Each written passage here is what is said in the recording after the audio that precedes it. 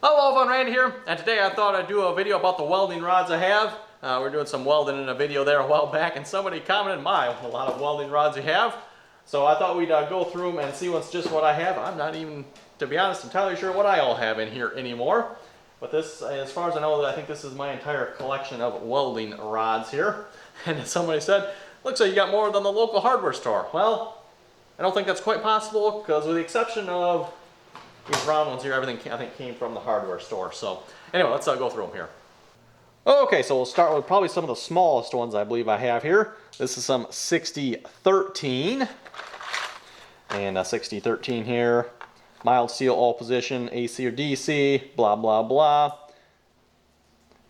Let's see, this is 20 to 40 amps. I don't know if, 116. I was gonna say, there's the size, 116. So 20 to 40 amps. And yes, if you look at the size of these, look how small that is. That is some small, very fine welding rod.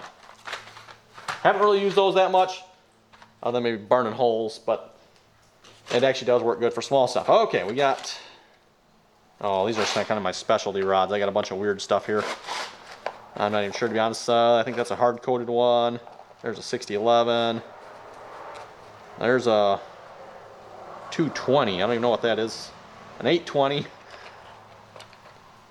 I don't say what the blue one is. Another 820. Yeah, some odd stuff here. 6013. I think it's just mostly leftovers in this box what I got. And we'll set the big one aside here. The big ones are kind of the ones I use most commonly. That probably should be obvious. That's why I get the big boxes of them. Okay, we got some 6011, 3/32.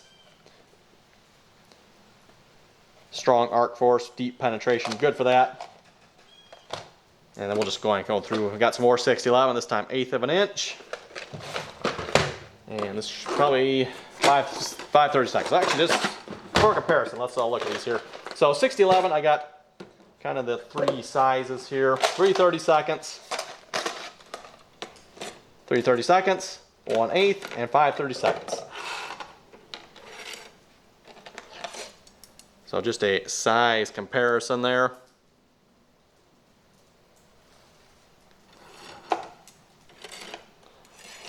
And these are particularly good when you really want to blow some holes in something. Like I said on the box, they're good, strong arc force, and that I will verify that.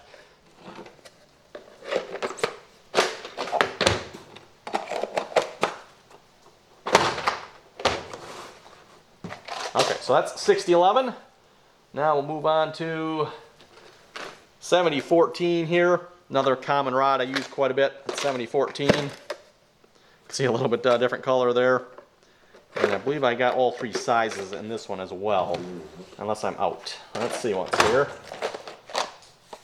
There's the 1/8. This is the 3/32, the small one. There's some 1/8 of an inch. Looks like I'm about out of that. I think I got another thing of this somewhere here. I bought some more. Well, maybe not. Maybe I need to get some more of that. And here's some 5/32. Ooh, I'm actually 2 of those left too yet. Okay.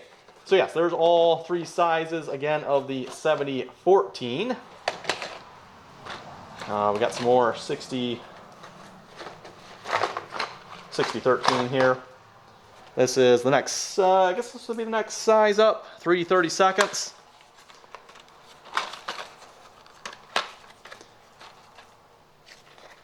See that in there. Again, it's kind of cool to see all the different colors of this welding rod sometimes. Okay, so there's 6013. Let's see, do I not have any more 6013? I guess oh wait, here we go. No, okay, there's my, there's more of the 7014. Okay, I thought I had more 7014, so another brand new thing of 7014 there. Like I said, looks like I need to get some more 5/32 of the 7014. Although, again, with the bigger welding rod here, how often do you use that? That's when you really blow some big holes and stuff. Okay, moving on to the 7018, of which I have, there we go, got all three sizes in this as well, I believe. We got the 3/32. We'll put the big one on the bottom. 7018 here, this is 5/32, the big stuff again. The 1/8 and the 3/32. So again, some big old welding rods there. These suckers, I think these are even bigger. Yeah, these are even bigger than the 7014s.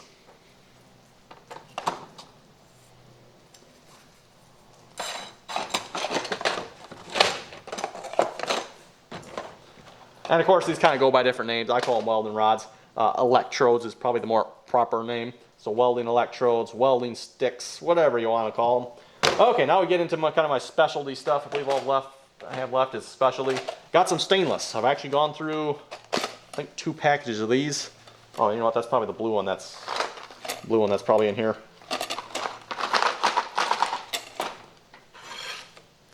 That might be it. Not sure. Like I said, I get like 1 rod left over. I'll throw it in that box. So yes, some stainless steel.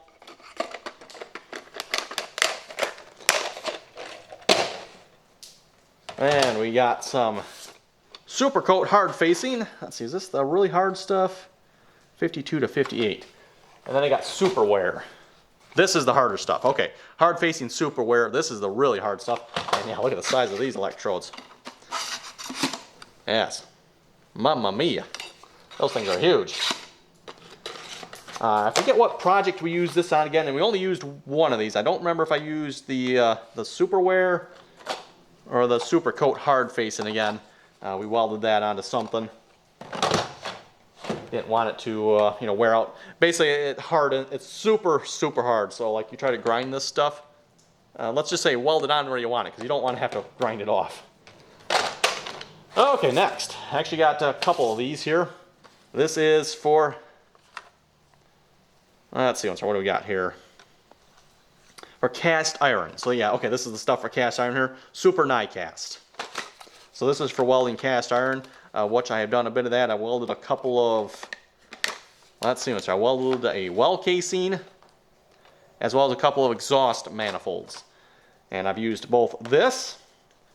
This is the super die cast, and this stuff is bloody awful expensive.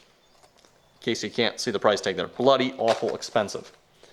Then next, my preferred application for, oh, let's not lose it there, because like I said, this stuff's expensive. We got cast iron 77. This is from Muggy Weld. And this is the, let's see, second. They got to go over it with 1. Let's see, I think this is this one. Yes. So you go over it with a 72 first. You weld it with that. And then you go back over it with the 77. And I think, do I have 2 different sizes here? I think one of these is 3/32 and one of these is 1/8, if I remember correctly. So yes, I got, again, like I said, there's 2 72s and 2 77s. You weld first with a 72. That's kind of more for dirty cast iron. And then you clean it up with a 77. So that is that. And then finally, I think we're on to the last one here. I think I covered everything here. This is some aluminum stick electrodes. I don't think I've ever actually used these yet. We actually had something to weld here a while back. We were going to weld, and it was aluminum. We ended up doing something else different with it instead. So I actually never got to try these. I should find something I can weld with these yet. Because I'd be kind of interested to see how this works on the stick with welding aluminum. Okay, there we go, folks. Hope you folks enjoyed seeing my welding electrode collection here. This is my collection of welding electrodes. And yes, like I said, I've used pretty much all of these.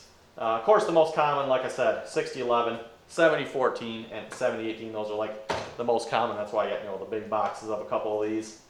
The rest of them all specialty, kind of one-off applications are used, other than the cast iron here. We actually use that a fair amount, welding that cast iron.